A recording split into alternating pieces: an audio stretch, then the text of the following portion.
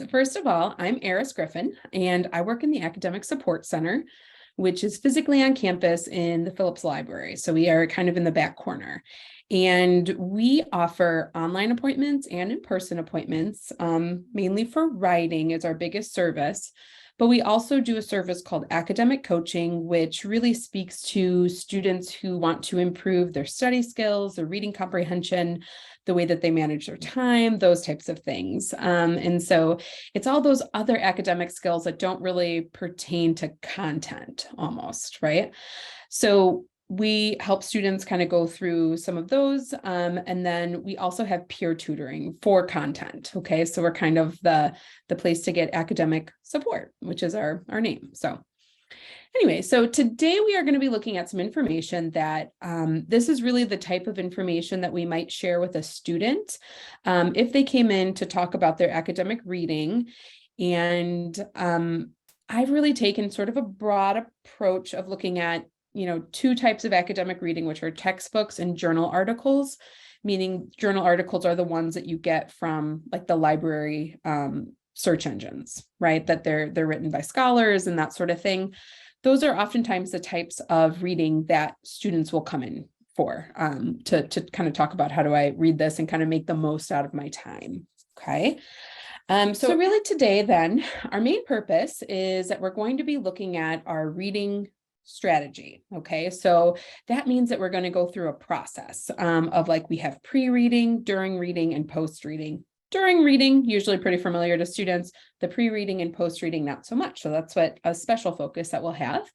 And then we also want to make sure that students are getting the most out of the time that they're spending on their reading. So that means that we can kind of speed up our process of locating that important information, or like what information am I supposed to be getting out of this text? Okay.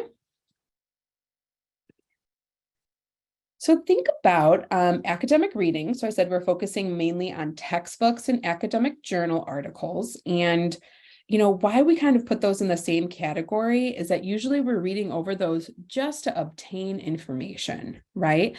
It's often very dense reading where there's a lot of info packed into a short amount of space because it's kind of one of those things that it's like a very tightly packed suitcase. It's meant to be unpacked, okay, and like kind of spread out and that sort of thing. Typically, we don't see novels as something that students seek out help in. If you are reading a novel and maybe it's been a couple years or something like that, and you want some help on looking at like, how do I keep track of what I'm reading, or I'm not comprehending, or I don't remember any of the details, I can't follow this type of writing, that's absolutely something we can help with too. In the Academic Support Center, many of us have English degrees, like we'd love to talk about it. So but that doesn't happen quite as much as textbooks, journal articles. Okay. So we also think about academic reading is unique, not only because we're just reading to obtain information to kind of unpack and it's dense and all of that, but it's also now it's changing that maybe we do half of our reading online, half of our reading on paper, or maybe more than that is online on a screen, right? So we kind of understand that like there are differences in the way that our eyes take in all that information when we're on a screen versus in paper. And so some of the techniques that I'll offer today kind of speak to that, right? Because maybe we haven't changed our strategies at all, but maybe we could because we've adapted the way that we read. Okay. I also think academic reading is incredibly unique because we're on a time schedule, and that's something that's not a thing when we're reading for pleasure, perhaps, right? That we have that time pressure of we have a lot of reading to do this week. We want to get it done before lecture, ideally. And how do we make sure that we're getting something out of the time we're putting in? It's very frustrating for students when they feel like they read something, doesn't make sense, they read it again, and now they've spent 45 minutes on something that they got nothing out of, right? That's terrible. We don't like that. So then the other thing that's kind of unique that we want to make sure that we are speaking to is that we know that academic reading is tricky. It's really presented in a heavy way. And oftentimes the people writing our textbooks and the people writing these journal articles are experts in their field, meaning that they have PhD, they've devoted their life to this topic. And a lot of times their vocabulary reflects that, right? And we are freshmen, sophomores, whatever that might be. we're not on that level. So we need to do like a little bit of filling in that gap of like, how do I understand what this person's saying? Being like a doctor of the subject matter, and me just like, I'm trying to get an overview of like what this means. Right. So these are some of the things that we know are tricky about academic reading. And so there are many ways that we can kind of get around them to make sure that we're getting the most out of our process. So when we talk about the stages of reading, really we think about, even before we get into pre-reading, we think about what kind of environment can we thrive in order to absorb information. And this is something that we know we should do, but maybe we don't want to all the time, just because it's easier to lay on our bed and read for class because we're tired, or we want to go to a coffee shop and hang out with a friend and also read, and that's kind of one of those things that yourself best.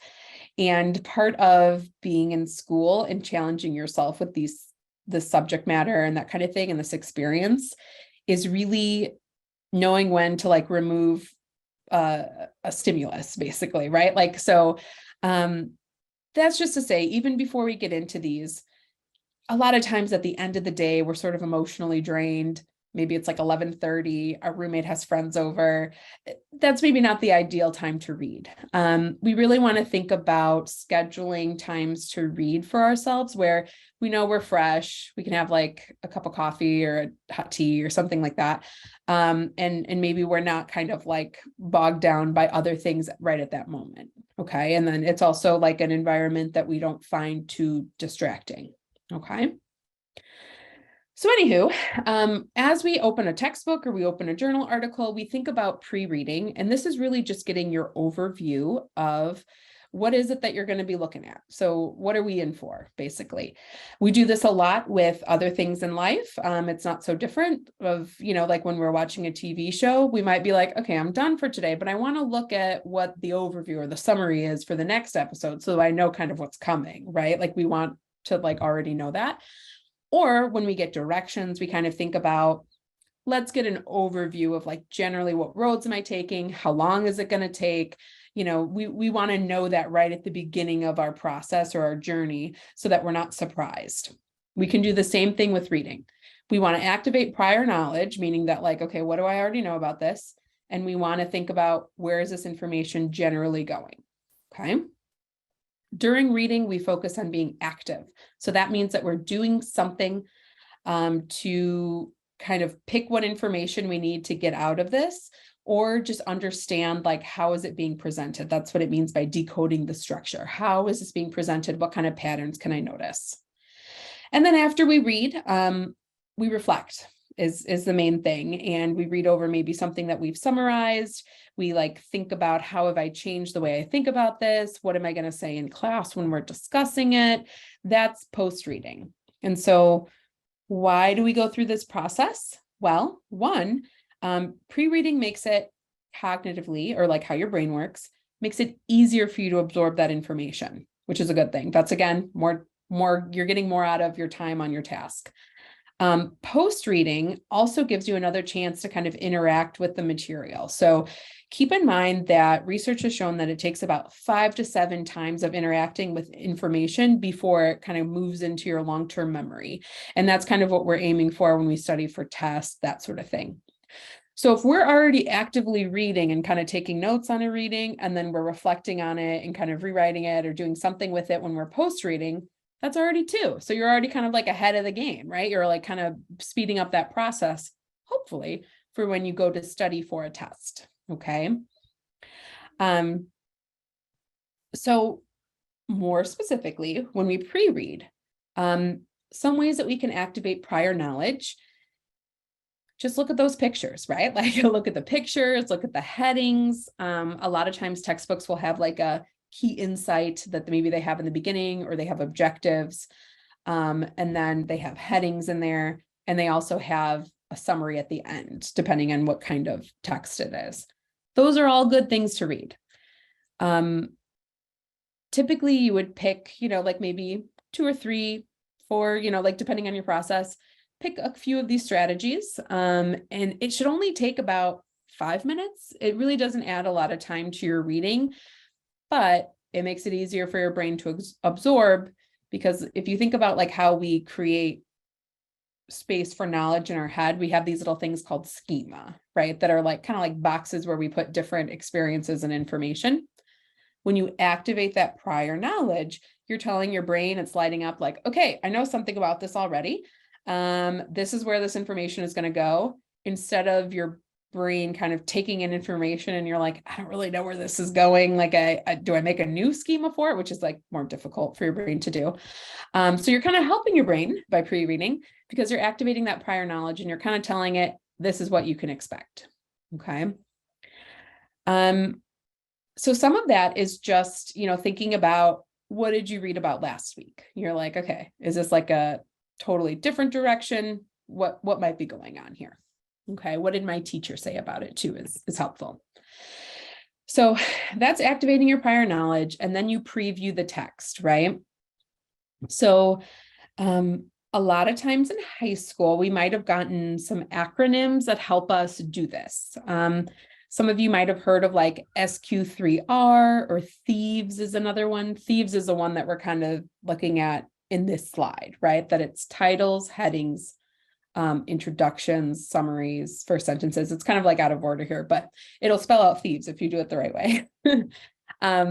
So what that means is that a lot of times teachers will try to give a set process to students so they feel like they don't have to make these decisions on a case-by-case basis, right?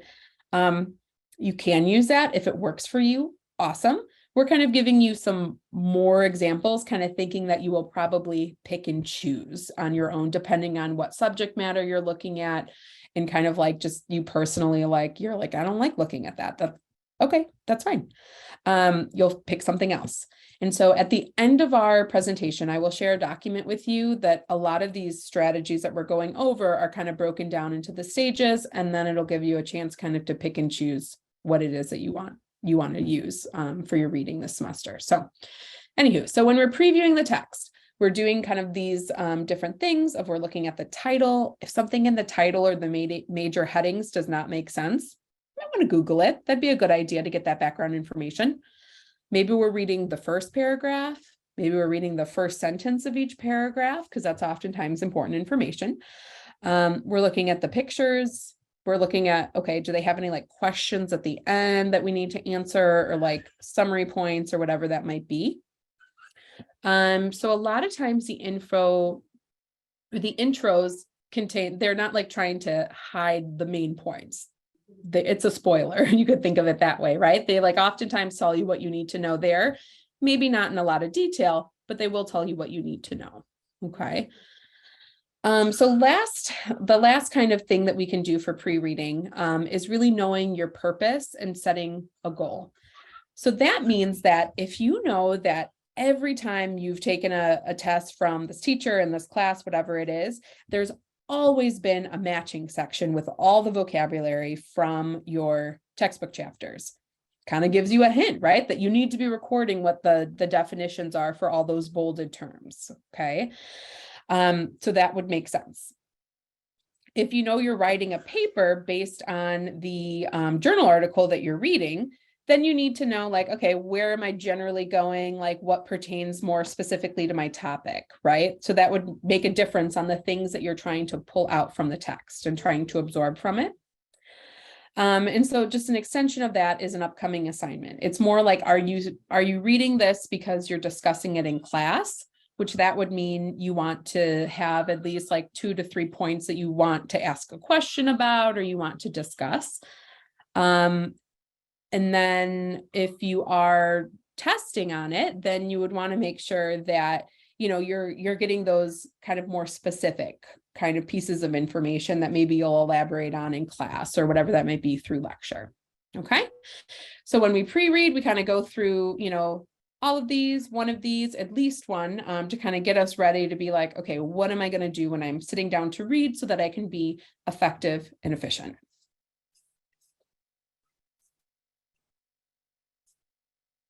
So then when we're reading, like I said, we oftentimes look at our poll. So I asked, what's one active reading strategy that you used last semester? And it looks like About half of students said highlighting vocabulary words and other information.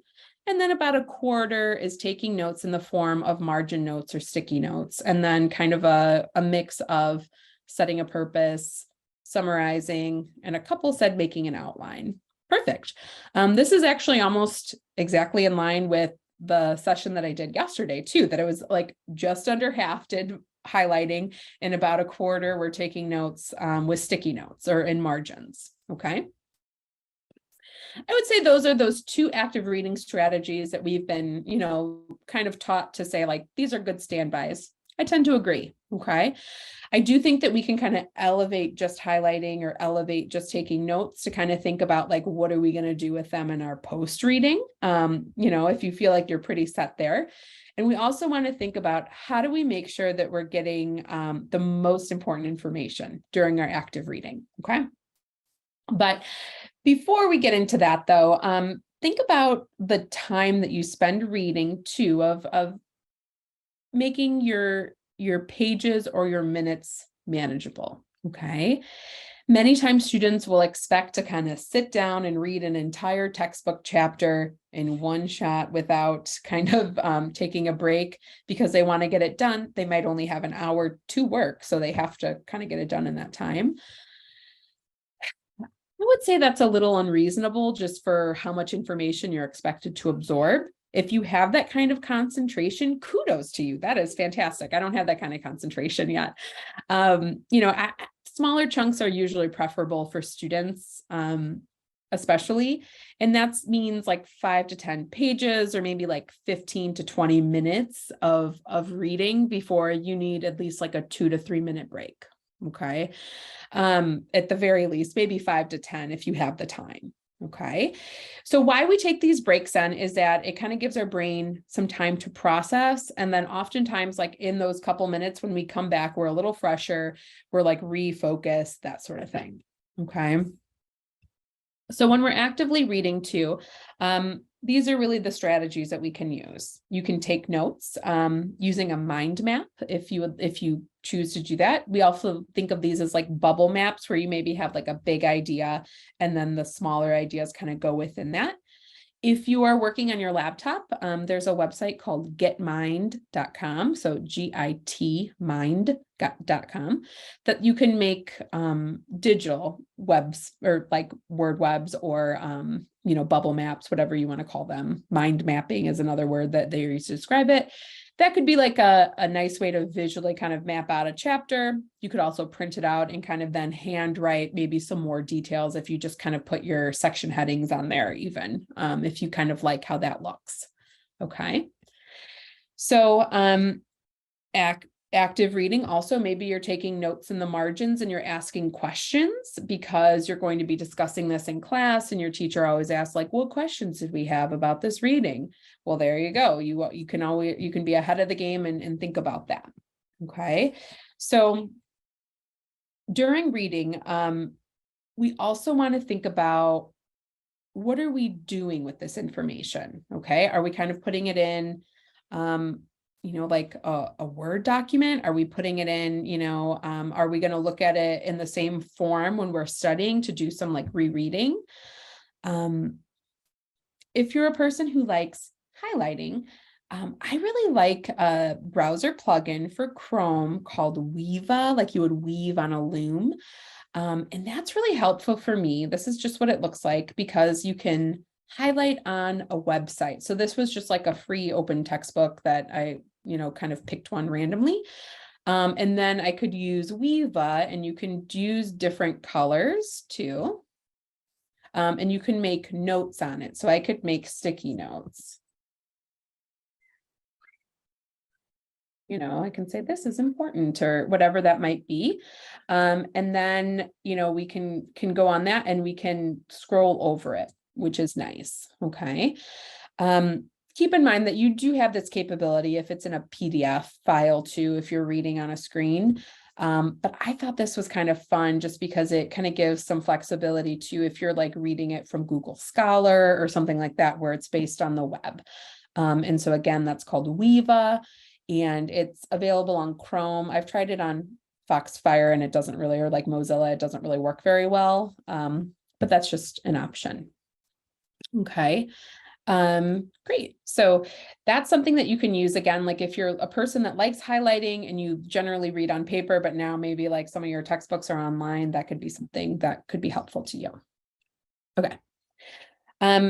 So I also have kind of my top strategy that I offer to students is really summarizing. It's not like flashy or, like a secret or anything, but when we're reading actively, especially if we're kind of going through a text, so we're like, I feel like I'm getting lost a bit, try just summarizing each paragraph or section heading, whatever it might be. Try to paraphrase it into one sentence. Okay.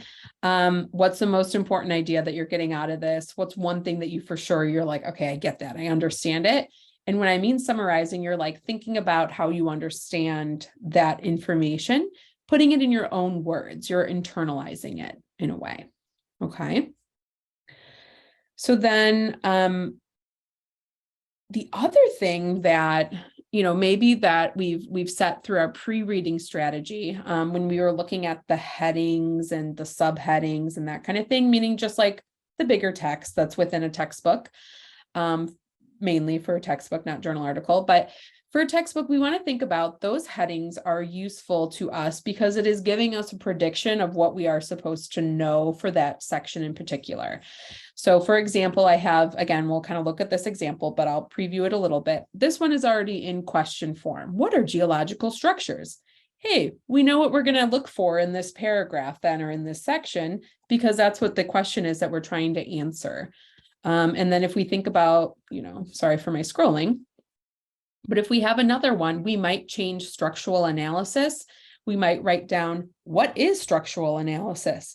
Hey, we know what we're looking for in this section then. We're not kind of just like thinking about like what's important. I don't know.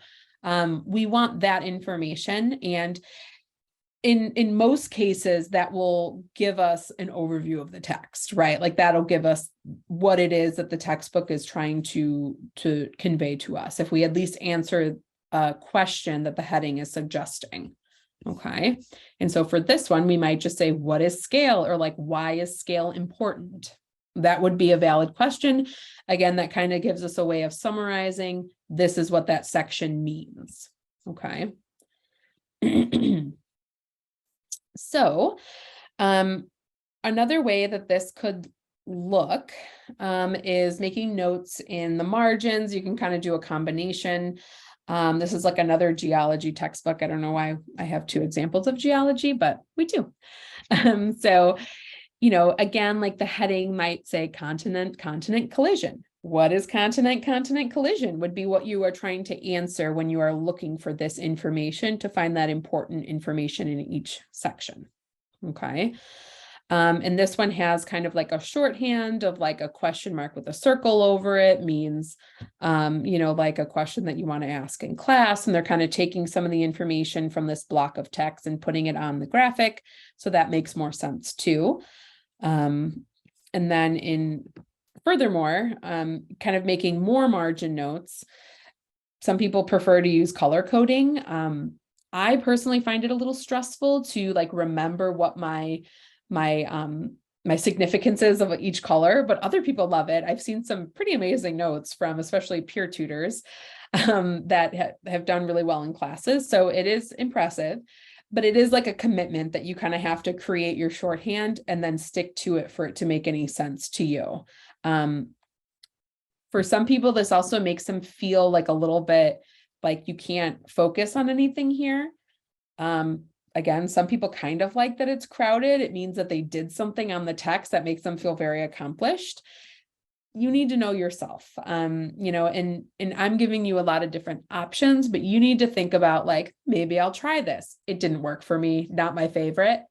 Don't try it again then. Like let's try something else. There's always another strategy to kind of explore. Okay. I've also talked about, you can use sticky notes or you can do that digitally or, a physical sticky note, of course. And typically, what are you doing on those sticky notes? Like, what do you write down? You can use summaries, just trying to say like, okay, so even this page, maybe like, what are the 3 top things that I remember from this information on here? Okay, that could be something. Or you're thinking section by section, what's kind of the answer to that heading? And how can you, answer that question in a few sentences? Okay, that could be something you're writing on a sticky note. It could be things that you're looking at for in class.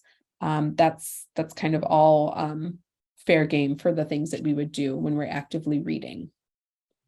Okay, so if we look at our poll, what is our biggest challenge when reading for academic purposes? So, okay, it's about like a third said, I don't remember what I read. And about a third said, I'm not sure what's important when I'm reading. Okay.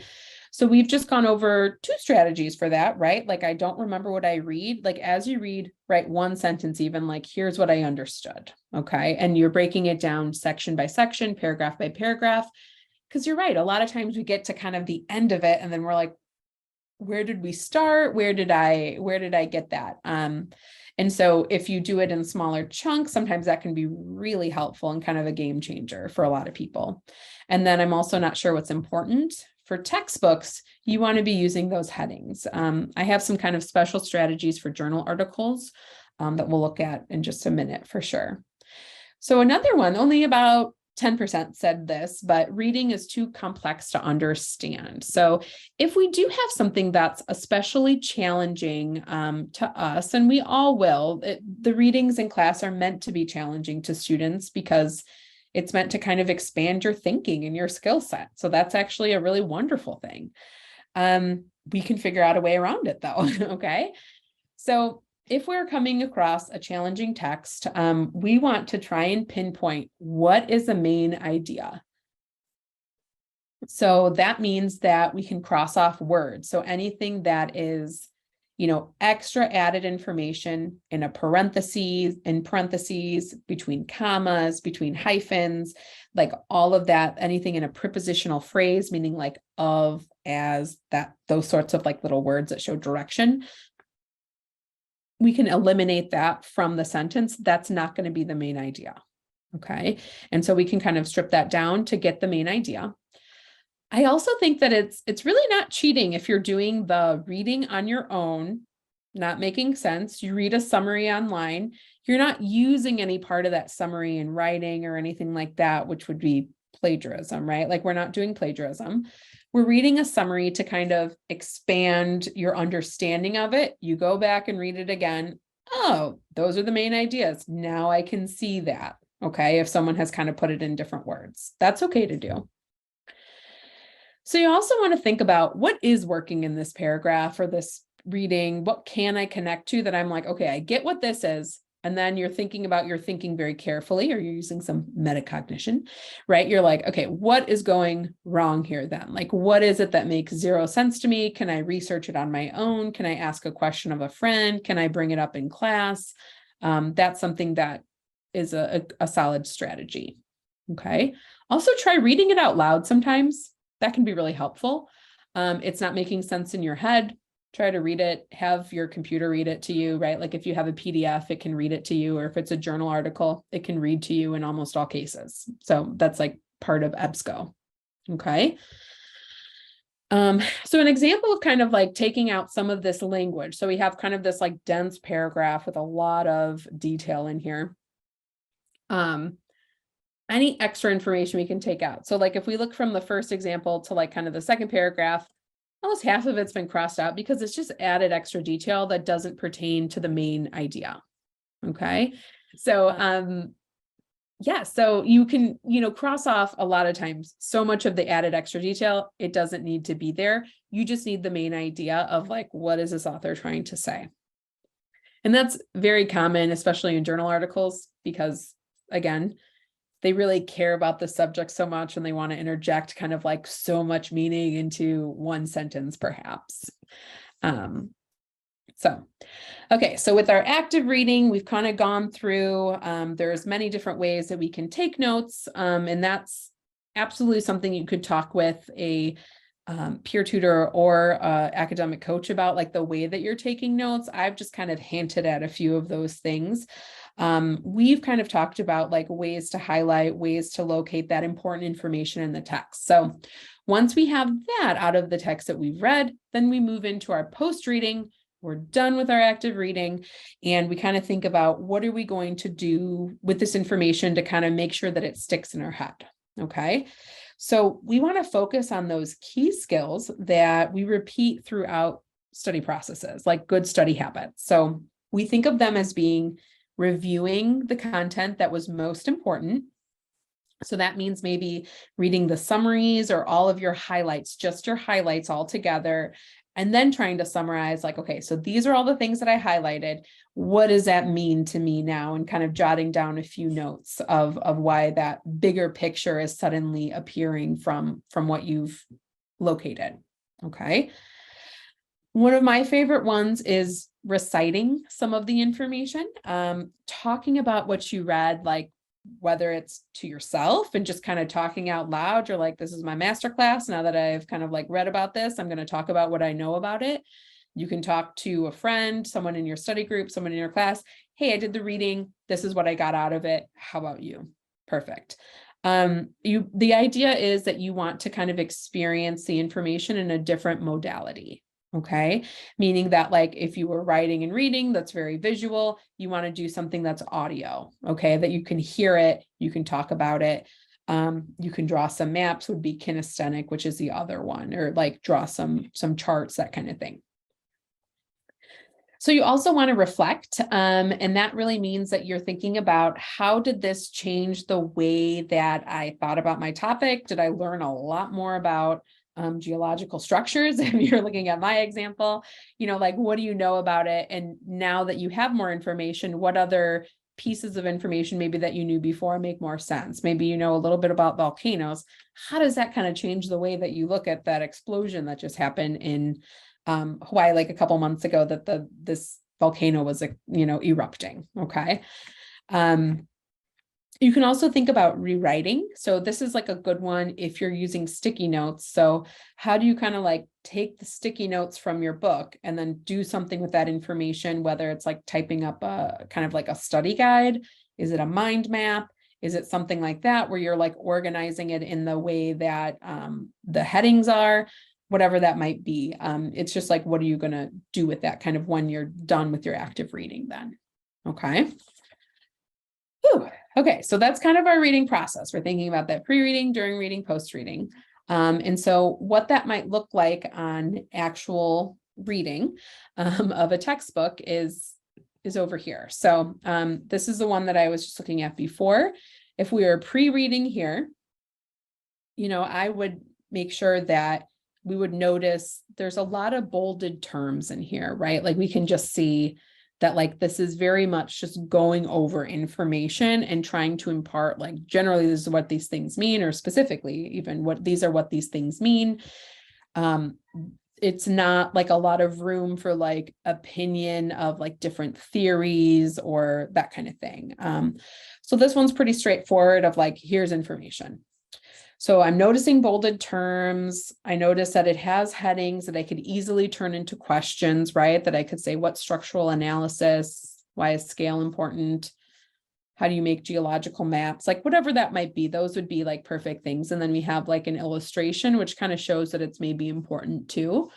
Okay, so then we kind of look at that for our pre-reading and just kind of look over it. Again, that took maybe 30 seconds, nothing major. We're just kind of getting ourselves ready to look at this. And again, we might look at like, what kind of prior knowledge do I have? Not a ton, I'd say, but that's okay. Sometimes we're even maybe looking, okay, I know what erosion is. Cool. That sort of thing. And then, something that I did when I was looking over this, just to make sure that I was absorbing information, is that I made just like a quick note page that when I was taking notes on this, I had the textbook up in kind of half of my computer screen, and then I had my Word document on the other half so that I could kind of move information. A lot of times students will ask me, like, is it better to take notes on my computer or is it better to handwrite them? I wish I had an easy answer, but it depends, right? When it's something unfamiliar to me, I tend to get frustrated because I know about myself as a learner. I tend to get frustrated when like my order gets messed up or if I didn't leave enough room for information, like that bothers me. And I feel like the need that it looks messy then, and then I'm going to have to rewrite it or whatever it is. If I do it in a Word document, like for this one, for example, I like added in, oh, I feel like some of these are really big ideas. I added in this section when I was like almost done reading it because I'm like, I don't know what to do with this information. It doesn't really fit into like maybe the outline that I'm making, just using the headings that I'm turning into questions. But I feel like I want to remember that. So I just kind of put big ideas, or you could make like an other information kind of one just to kind of note like, okay, that seems important to me. And maybe it doesn't fit in with these questions. That could be something that you do too. And again, I just made an outline of these questions. So 1, 2, 3, 4, 5.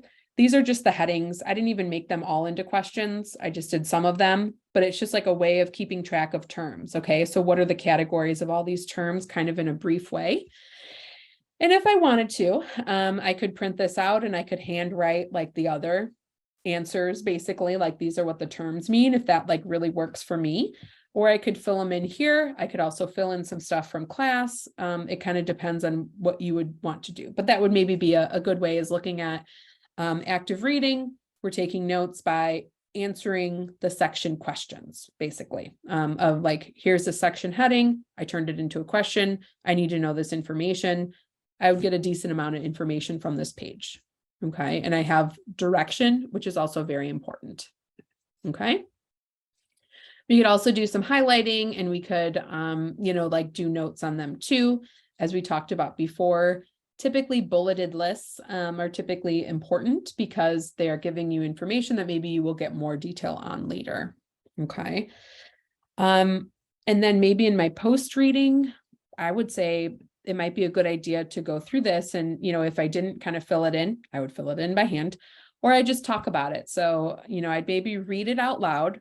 Not hard. It doesn't take a long time, but it really helps your cognitive process. Okay. You're kind of talking through these and you're like, okay, what scale? Okay. There's 3 different levels. Microscopic sounds like microscope. So that definitely would be the smallest one. Mesoscopic is kind of medium, and macroscopic, like macroeconomics. I recognize that. That's like the big scale or whatever it might be. Right. Like, so we're just talking through these to like, what do they mean?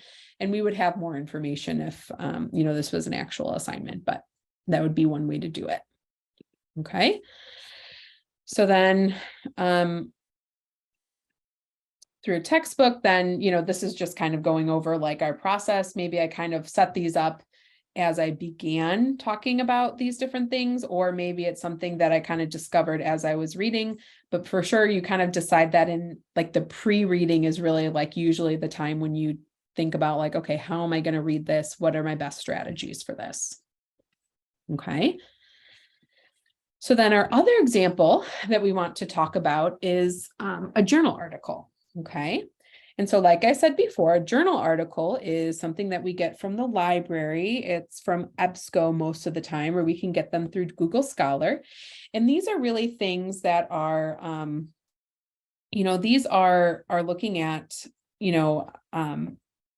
topics that people have dedicated a lot of time and effort to researching. And they oftentimes have an experiment that is included in them where they're getting their data from. Okay. I would really recommend that if this isn't part of your class, to kind of look at some of the terms that are used in journal articles, like qualitative data, quantitative data, bias, like those types of phrases.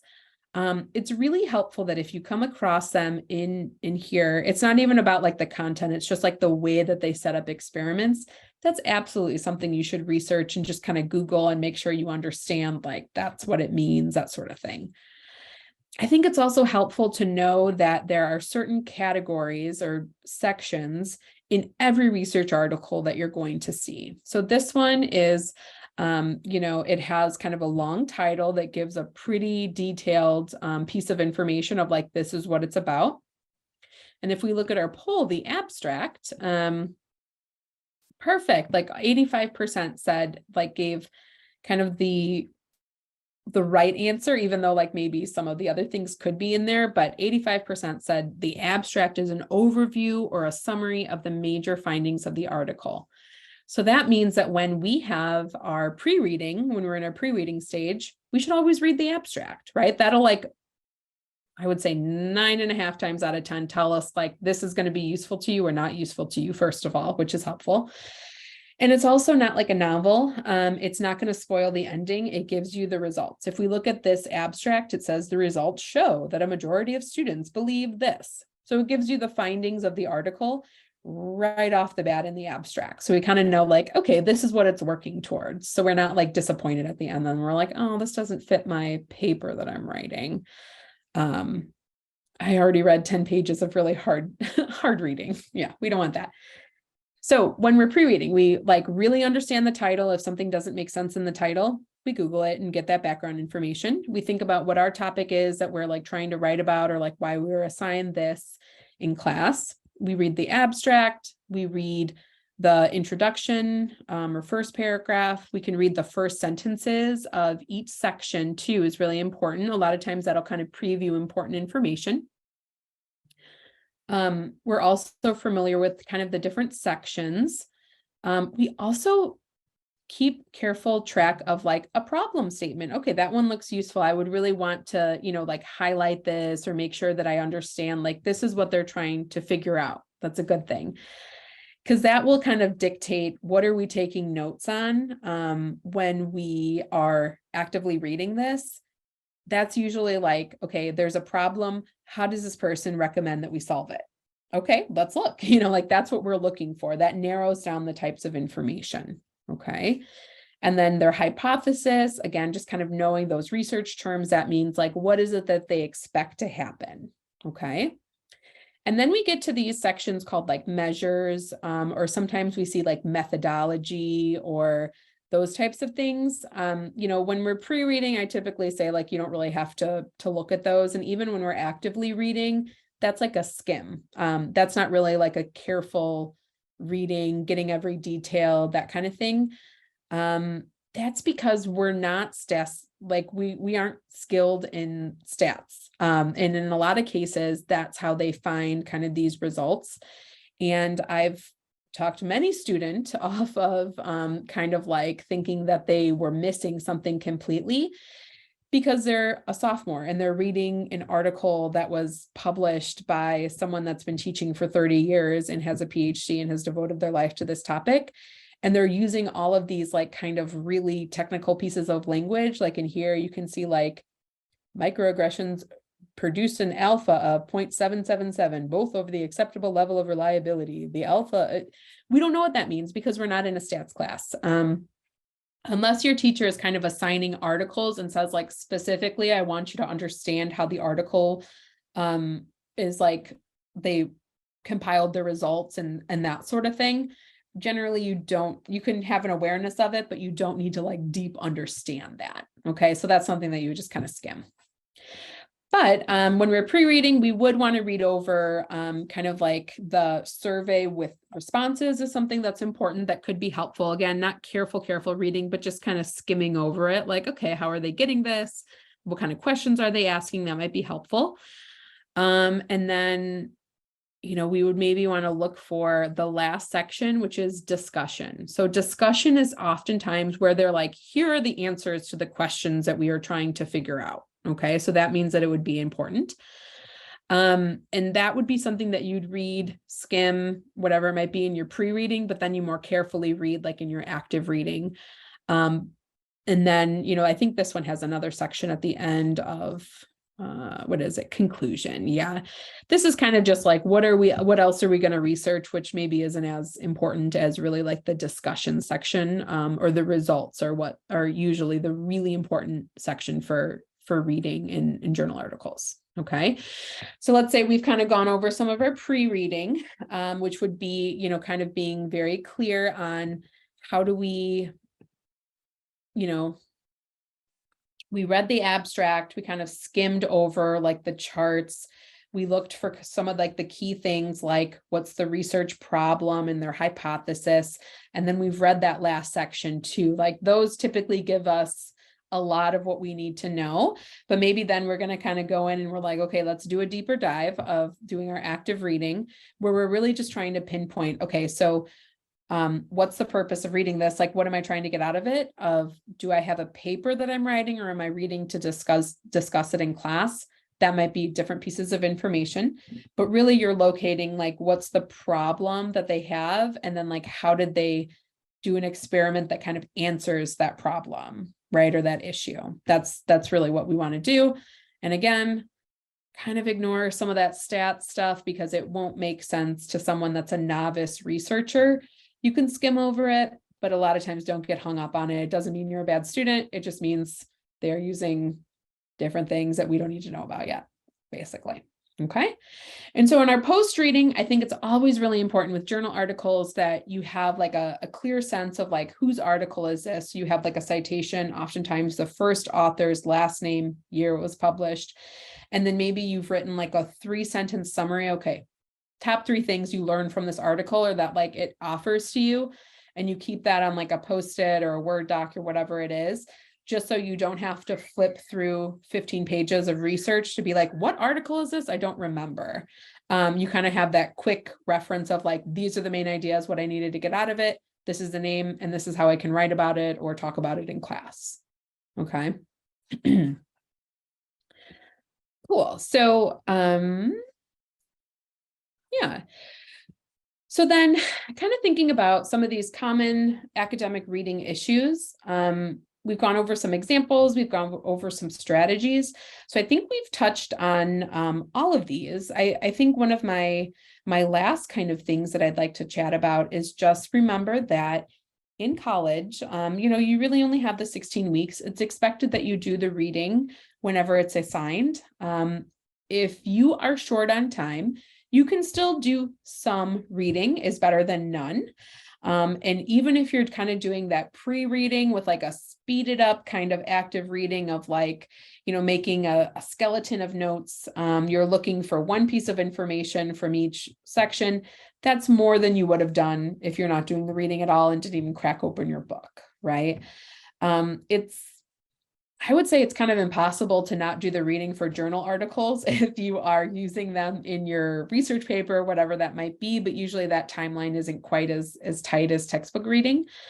I would just kind of, again, remind you that you're the expert on your learning process, or if you don't feel like you are yet, you can be noticing things about how you learn best in order to get the most amount of success out of the time you're putting in. Okay. And so really that means that like, if you're distracted, why are you distracted? How can you eliminate it? If you're just like not mentally in the mood, write for 5 minutes about like, these are all the things bothering me, and then turn to your reading and see if you can focus on it that way. We're all kind of operating in this way of like, we're trying to battle against our own attention span and our level of concentration. We need to find ways to work around that. Okay. And if you try some of these strategies and you're not sure that you're using them correctly, or they're not working for you, or you feel like you want something different because you have a very unique special case, then that's where you have your next steps. It can be consulting with an academic coach through the Academic Support Center. We make appointments through Academic Support Net, which you find on Okta. And we can really help you learn more about your personal process for being successful at school, not really related to content, but more so like, how do you kind of unlock that ability to retain that information? Okay. So if there are any questions, I would love to answer some questions if anybody has it. We did have someone in the chat that said there's another good extension is Read and Write for Google Chrome. I've never heard of that, but I will check it out. That sounds like something interesting. Another question that I've gotten is, like those acronyms that I was talking about, like thieves. And there's another one called SQ3R. And that's one that is really popular in high schools, especially. And that is something that it stands for like survey the text, which is like a pre-reading, come up with questions, which is another pre-reading strategy. And then it kind of speaks to like the post reading, right? Of like, recite, rewrite, and review, I think are there three. I think there's like a 4R1 too, but that's why I think that like they are very useful if that's something you're familiar with. It's the same kinds of skills, but we just try to give you a few more options, that those aren't the only ones that are really available to you, especially for a college course. All right, well, great. Well, thank you so much for your attention, and thank you for attending this session. I hope the rest of your January Jumpstart goes well, and that you have a good time before classes start, and that you have a productive start to your classes too. And again, my name is Eris, and I'm one of the writing specialists and academic coaches in the Academic Support Center. And I work with students from all types of different majors, whether it's nursing, English, political science, whatever it might be. I can work with students and kind of help them meet their goals.